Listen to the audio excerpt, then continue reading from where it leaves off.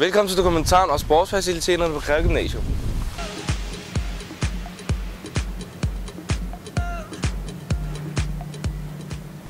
På Greve Gymnasium går der dagligt 1000 elever, og der er rig mulighed for at dyrke sport i skolens 2 idrætshaller og træningslokale. Men er faciliteterne til det?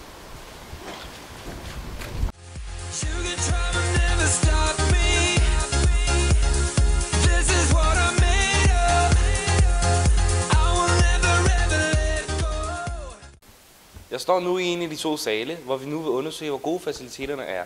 Derfor har vi fanget en idrætslærer, der bruger faciliteterne dagligt. Ja, vi har to fine sale, og vi har et styrketræningsrum til fri afbenyttelse, hvilket ikke er sådan normal praksis rundt omkring på gymnasierne. Det, som er hvad skal vi sige, mindre godt, det bliver der måske også rettet lidt op på, at vi får en ny sal herovre, hvor vi måske kan lave nogle kreative forløb, som måske er mere velegnet til at have noget musikforløb derovre. Så det tror jeg faktisk, der bliver rettet op på.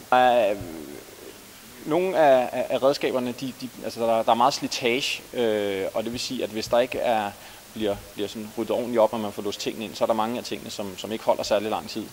Og så er det sådan lidt ærgerligt sidst på året, at man skal ud med bolde, som ikke kan pumpes ordentligt op, eller badmintonketcher, som er smadret.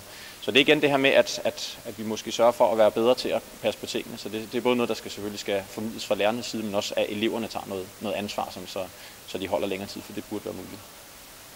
Med hensyn til information af lån af faciliteter, så kan man sige, at det bliver udspecificeret i starten af skoleåret, hvad der er muligheder for at låne sale efter skoletid, og det er så igen begrænset, fordi der er andre, der skal bruge det, men også styrketræningslokalet, at man kan bruge det her.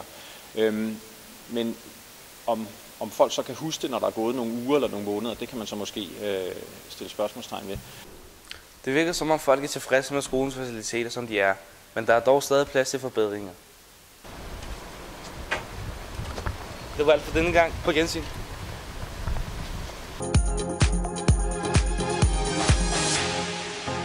You can try but never stop me.